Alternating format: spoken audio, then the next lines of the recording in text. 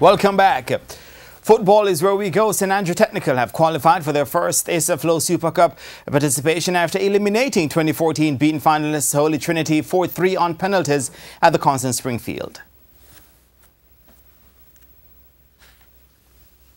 Time Sports Ace Flow Schoolboy Football Review. It's a 2-for-1 in the knockout games. You win your quarter-final match and you book a place in the semi-finals and also a Super Cup quarter-final berth.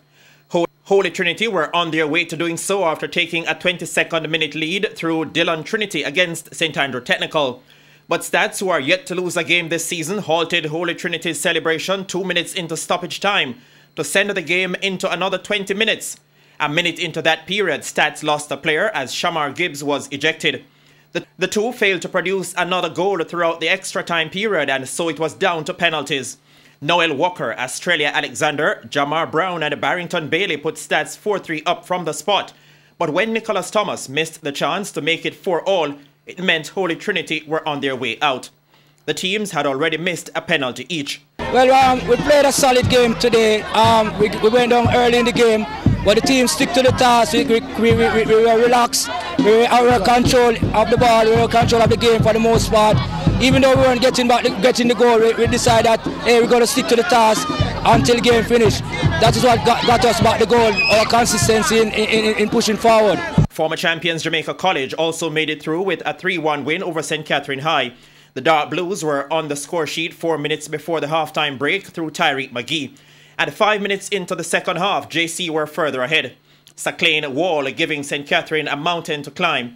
Milton Walford killed the game off as a contest 9 minutes from time. St Catherine got a consolation in time added on from Malik Miller. Second seed Kingston College stayed on course for 4 titles with a 2-1 victory over neighbours St George's College. Captain Javane Brown headed KC in the lead after just 9 minutes.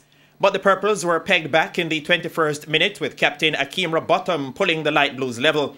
The two went at each other, but it wasn't until 8 minutes into extra time when substitute Dwayne Atkinson popped up to break the deadlock, sending KC into the semi-finals and also earning a place into the Super Cup.